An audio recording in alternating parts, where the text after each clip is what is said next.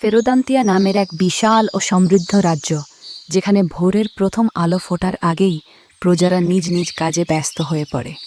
রাজা এবং রানী দুজনেই ছিলেন অত্যন্ত পরিশ্রমী, কিন্তু তাদের একমাত্র সন্তান রাজকুমারী এলারার জীবন ছিল সম্পূর্ণ ভিন্ন। এলারার রূপ ছিল অপার্থিব, কিন্তু তার অলসতা ছিল রাজ্যের সবার কাছে এক পরম বিস্ময়।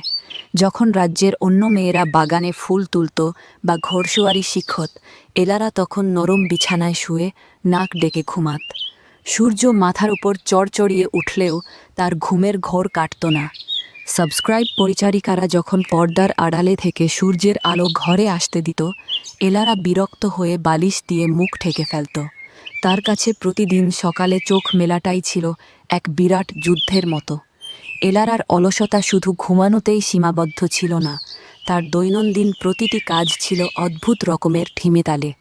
এমনকি রাজকীয় খাবার টেবিলে বসেও সে নিজে হাতে এক লকমা খাবার মুখে তুলত না। তার মতে খাবার চিবিয়ে খাওয়াটাও এক ক্লান্তিকর পরিশ্রমের কাজ। সাবস্ক্রাইব নাও। তাই নিরুপায় হয়ে পরিচারিকারা ফলমূল পিষে রস করে তাকে খাইয়ে দিত। রাজ্যের কোনো উৎসবে বা রাজসভায় যাওয়ার কথা বললে সে অদ্ভুত সব অজুহাত তৈরি করত। রাজা যখন তাকে প্রশাসনিক কোনো কাগজ সই করতে বলতেন, সে আঙুলের ইশারায় তার পোষা বিড়ালটিকে দেখিয়ে দিত। সে মনে করত তার বিড়ালটি রাজ্য চালানোর জন্য যথেষ্ট বুদ্ধিমান। রাজার দুশ্চিন্তার আর শেষ ছিল না।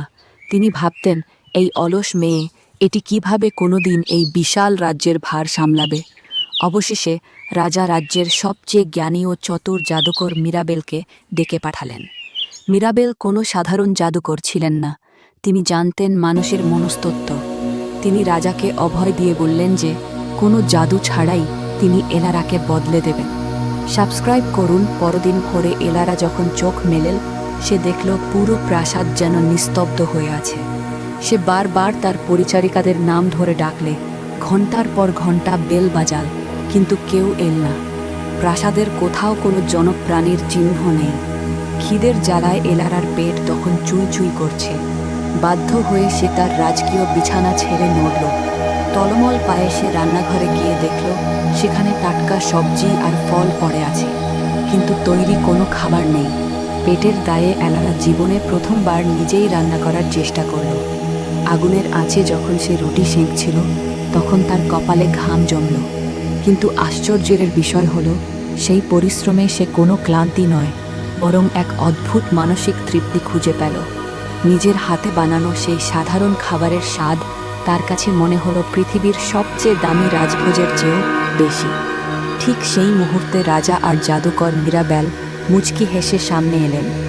এলারা লজ্জিত হলেও তার চোখে তখন এক নতুন জয়ের আনন্দ। সে বুঝতে পারল, অন্যের ওপর নির্ভর করে থাকা আসলে এক ধরনের পঙ্গুত্ব, আর নিজের কাজ নিজে করার নামই প্রকৃত স্বাধীনতা।